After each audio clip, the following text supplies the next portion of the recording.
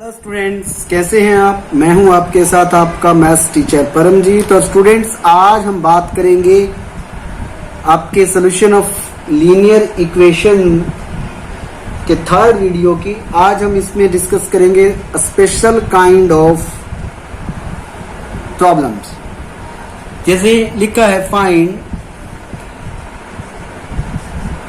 A inverse where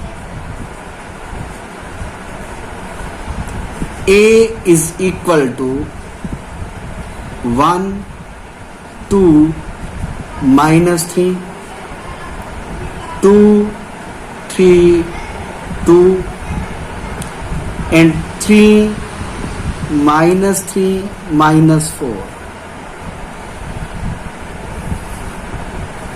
Hence, solve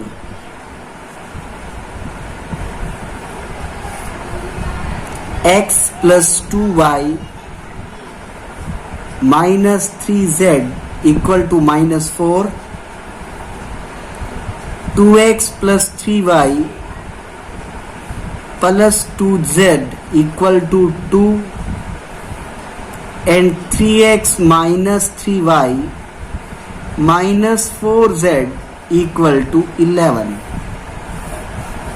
तो students, यहां पर हमें डायरेक्ट एक्स वाई जेड की वैल्यू नहीं निकालनी, जैसे हम पहले निकालते आए हैं। अब पहले हमने क्या करना है, ए इनवर्स कैलकुलेट करना है और उस ए इनवर्स को यूज करके इन तीनों इक्वेशंस को हमें सॉल्व करना है। तो सबसे पहले हम निकालेंगे determinant of A. Determinant of A हमारे पास बनेगा 1, फर्स्ट रो और फर्स्ट कॉलम छोड़ेंगे 3 minus 3, 2 minus 4, minus 2, first row second column drop करेंगे 2, 3, 2 minus 4 and minus 3 into 2, 3, 3 minus 3। हम इसे सॉल्व करें तो हमारे पास वैल्यू जो आएगी डिटरमिनेंट्स की वो बनेगी -12 plus 6, -12 plus 6 into 1, -2 into -8 -6 -3 into -6 sorry 9, 3 3 9 हो जाएगा, -9। और इसे अगर हम सॉल्व करें तो हमारे पास आंसर आएगा 67, which is not equal to 0। It means A inverse exist करता है। आपको वीडियो में क्लियर फाइंड आउट हो सके कि हम किस तरीके से हम कोफैक्टर निकाल रहे हैं। मैं ए को एक बार दोबारा से यहां लिख लेता हूं क्योंकि वो हमारे पास अपर सेक्शन में हो जाएगा। 1, 2 minus 3, 2, 3, 2, 3 minus 3 minus 4। तो हमें एडजॉइंट निकालना है। एडजॉइंट के लिए हमें कोफैक्टर निकालने हैं, तो लिखेंगे A1 1, फर्स्ट रो छोड़ दें, फर्स्ट कॉलम छोड़ दें, 3 minus 3, 2 minus 4, और ये हमारे पास हो जाएगा -12 प्लस 6 -6। A1 2 की अगर बात करें तो 1 2 1 and 2 3 ऑड नंबर हो जाएगा, माइनस का साइन बाहर लिखेंगे इसके। First row second column drop करेंगे तो बनेगा 2, 3, 2 -4, जो कि हमारे पास बनेगा -8 -6 -14 यानी कि +14 हो जाएगा। फिर हम निकालेंगे A13, first row third column को हम सॉल्व करें तो फर्स्ट रो को ड्रॉप कर देंगे, थर्ड कॉलम को ड्रॉप कर देंगे, तो ये हमारे पास बनेगा 2 3 3 minus 3 that is equal to -6 and -9 -15 के। इसी तरीके से हम A21 कैलकुलेट करें। A21 क्या होगा स्टूडेंट्स, जिस तरीके से हमने यहाँ कैलकुलेट किया है, second row first column drop कर दें तो -8 प्लस 9 हो जाएगा, बीच में माइनस का निशान आएगा तो -8 -9 -17 होगा, और 2 1 3 ऑड नंबर है तो ये बन जाएगा +17। A22 कैलकुलेट करेंगे तो हम second row second column drop कर देंगे तो 1 3 -3 -4 क्रॉस मल्टीप्लाई करेंगे तो -4 + 9 बचेगा हमारे पास 5। फिर हम A23 कैलकुलेट करते हैं तो हम सेकेंड रो और थर्ड कॉलम ड्रॉप करेंगे तो -3 -6 -9 हो जाएगा, और 2 3 ऑड नंबर है तो साइन चेंज होकर प्लस का 9 बन जाएगा। इसी तरीके से आप A31 कैलकुलेट करोगे तो इसमें क्या करना है, थर्ड रो और फर्स्ट कॉलम ड्रॉप करना है, 4 + 9 13 बन जाएगा। फिर आप A32 third row second column solve करोगे, 2 + 6 8 बन जाएगा, साइन चेंज हो जाएगा, -8 हो जाएगा। और फिर 3 -4 -1 बन जाएगा, A33 -1। तो स्टूडेंट्स हमारे पास कोफैक्टर आ चुके हैं और अब हम निकालते हैं एडजॉइंट। एडजॉइंट जो है हमारे पास कोफैक्टर मैट्रिक्स का ट्रांसपोज होता है, तो लिखेंगे एडजॉइंट A =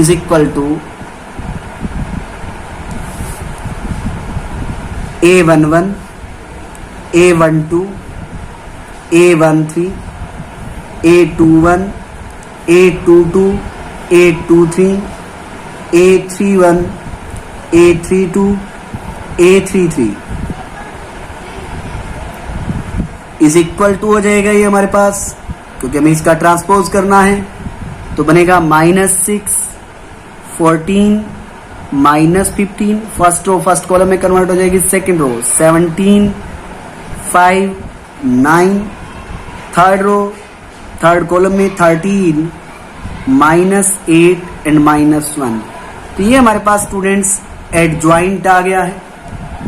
हमें फाइंड आउट करना है A इनवर्स, और A इनवर्स हमारे पास होता है one by determinant of A into adjoint of A।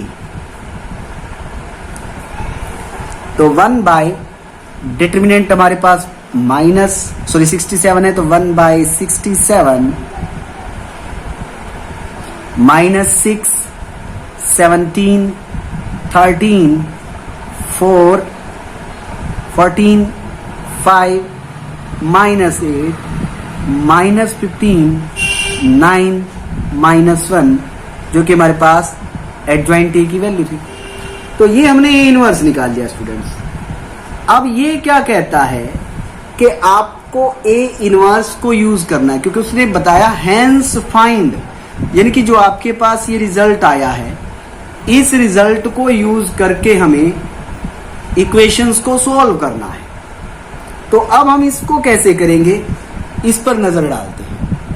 तो स्टूडेंट्स हमारे पास A था 1 2 -3 2 3 2 3 -3 -4, और हमने A इनवर्स निकाला, वो बना 1/67 -6 17 13 14 5 -8 -15 9 -1। और जो हमारे पास इक्वेशन दी है वो है x + 2y minus 3z equal to -4, 2x plus 3y plus 2z equal to 2 and 3x minus 3y minus 4z equal to 11। तो स्टूडेंट्स, क्योंकि हमने a गिवन है, a इनवर्स फाइंड आउट करना था और उसके बाद इन इक्वेशन को सॉल्व करना है, तो हमें इन इक्वेशंस को सॉल्व करना है। तो बेटा ये देखो, कहीं ना कहीं इन इक्वेशंस और इस a में रिलेशन होगा, तभी तो हमें इसके इनवर्स को यूज करना है। तो हम यहां से पहले हम इक्वेशन a x और b बनाते थे, अब हम चेंज करते हैं। मान लीजिए मैंने कहा इक्वेशन p में मैं क्या ले लेता हूं, मैट्रिक्स बना लेता हूं 1 2 -3 2 3 2 और 3 -3 -4। और जो मेरे पास x y z है, x इक्वल टू हो जाएगा x y z और Q हो जाएगा स्टूडेंट्स -4 to 11। तो ध्यान दो स्टूडेंट्स, जो मैंने P बनाया है 1 2 -3 और A की फर्स्ट रो भी 1 2 -3 है, 2 3 2 2 3 2 है, 3 -3 -4 3 -3 -4 है। इट मीन्स अगर मैं इन इक्वेशंस को लिखता क्या कि px is equal to Q, इसको इससे मल्टीप्लाई करेंगे, इसके इक्वल रखेंगे तो इक्वेशन बन जाएंगी। अब because p is equal to a है, p किसके इक्वल है, a के इक्वल है, तो मेरे पास जो px है वो बन जाएगा ax equal to Q।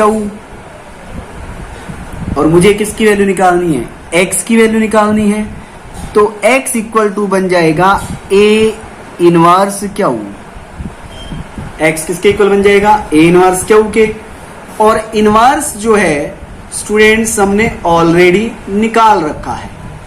Inverse हमारे पास a इनवर्स की जो वैल्यू है वो हमारे पास है 1/67, 1/67 -6 17 13 -6 17 13 14 5 -8 14 5 -8 and -15 9 -1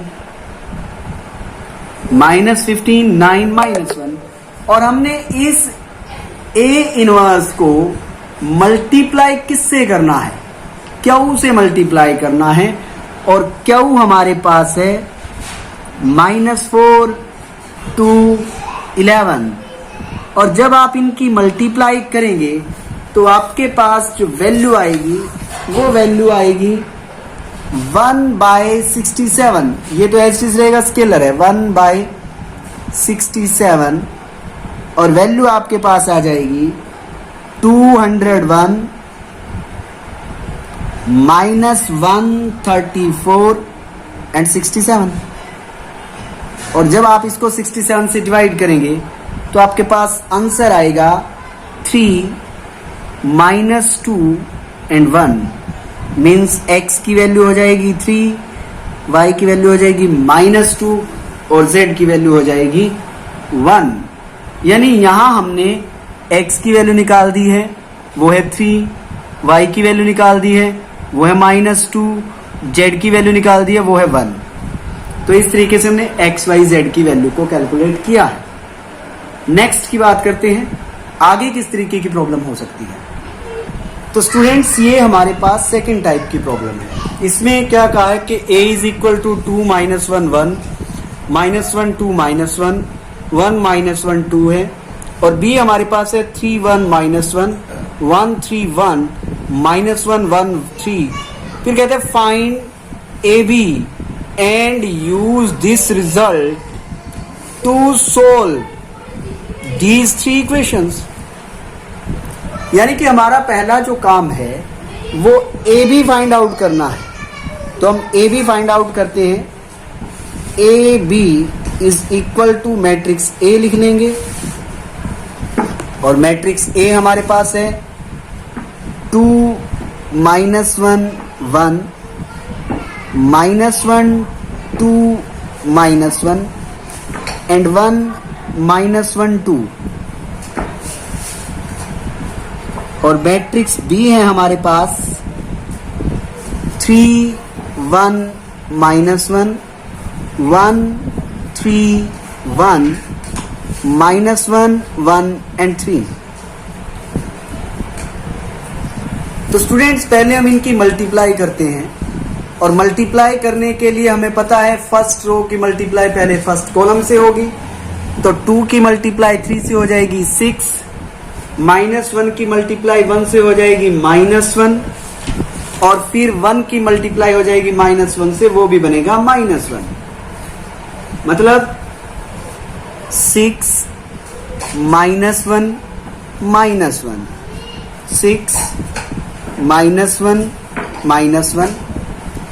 सेकेंड फर्स्ट रो की सेकेंड कॉलम से मल्टीप्लाई करेंगे तो बनेगा 2 -3 +1। जब हम फर्स्ट रो की थर्ड कॉलम से मल्टीप्लाई करेंगे तो बनेगा -2 -1 +3। तो हमारे पास बात बनी 6 -1 -1 2 -3 +1 एंड -2 -1 +3। अगर हम सेकेंड रो की बात करें -3 +2 +1 -3 +2 +1 -1 6 -1 -1 +6 -1 -1 सॉरी माइनस माइनस +1 +2 -3 3 -1 -2 1 -3 +2 -1 -1 +6। तो ये हमारे पास आ जाता है 4 0 0 0 4 0 0 0 4। और स्टूडेंट्स ये हमारे पास प्रोडक्ट है, ये हमारे पास प्रोडक्ट है ए बी की।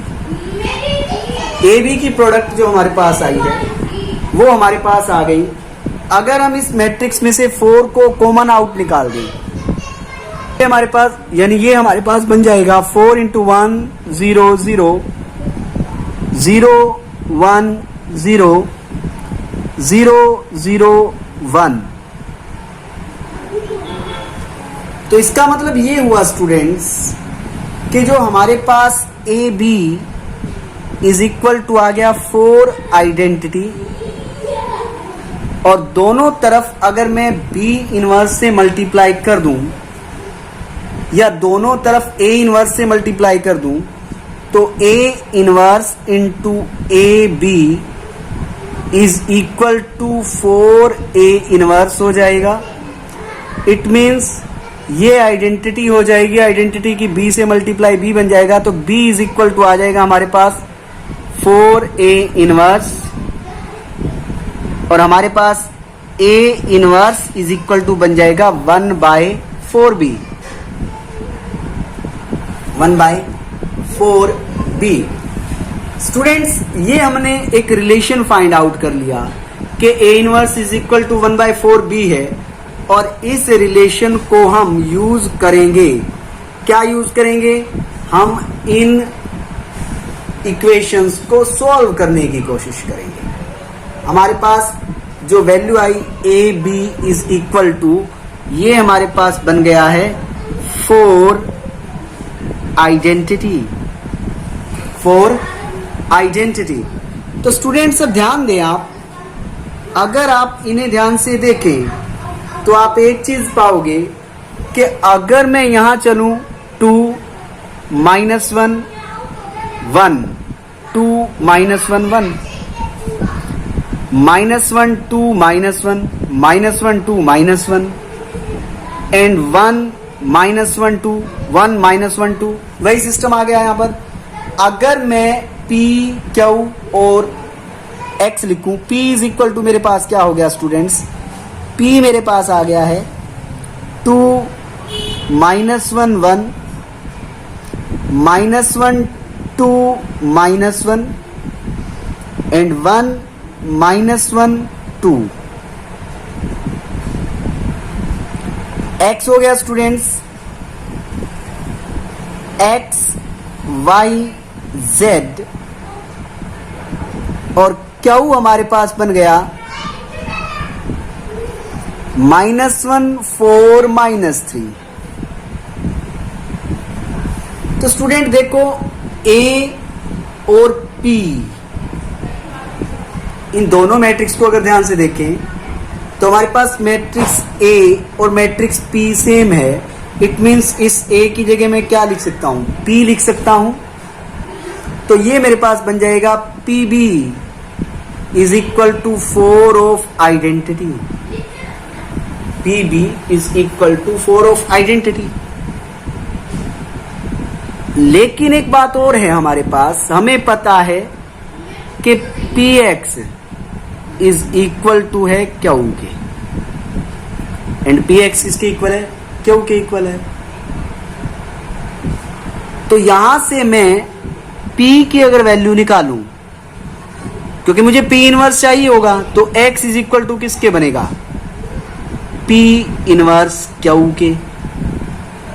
P इनवर्स Q के। और मुझे पता है कि P और A, because A is equal to P है, तो P inverse is equal to A inverse हो जाएगा। और ये बात अभी हमने पीछे बताई आपको कि अगर AB is equal to 4 of identity है, तो A इनवर्स की वैल्यू हमने कही थी 1/4 ऑफ B, यानी P इनवर्स की वैल्यू बन जाएगी 1/4 ऑफ B। तो कहने का मतलब क्या हुआ कि हम यहां इस वैल्यू को पुट कर देंगे, तो हमारे पास X की वैल्यू क्या बन जाएगी? 1/4, और जो हमें B मैट्रिक्स दी थी वो दी है 3 1 -1 1 3 1 -1 1 3, और इसकी मल्टीप्लाई हम कर देंगे Q से, यानी कि -1 4 -3 से। तो हमारे पास इनकी मल्टीप्लाई करने से जो वैल्यू आएगी वो क्या आएगी स्टूडेंट्स? वो हमारे पास आएगी 1/4 4 8 -4। इसको 4 से डिवाइड करेंगे तो x इक्वल टू हो जाएगा हमारे पास 4/4 यानी कि 1, y इक्वल टू हो जाएगा 8/4 यानी कि 2, एंड z इक्वल टू बन जाएगा हमारे पास -1। तो इस तरीके से हम x, y, z की वैल्यू को कैलकुलेट कर सकते हैं। ये हमारे पास स्पेशल केसेस थे। तो अब हमारे पास एक लेक्चर और रह गया है, एक वीडियो इस टॉपिक पर और बनेगी, और उसमें हम बात करेंगे होमोजीनियस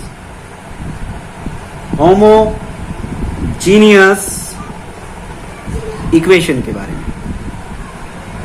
तो नेक्स्ट वीडियो में हम होमोजेनियस इक्वेशन के बारे में बात करेंगे। मिलेंगे आपको नेक्स्ट वीडियो के अंदर। तब तक अपना ख्याल रखें। मैं था आपके साथ आपका maths teacher Paramjeet. Thank you, bye bye.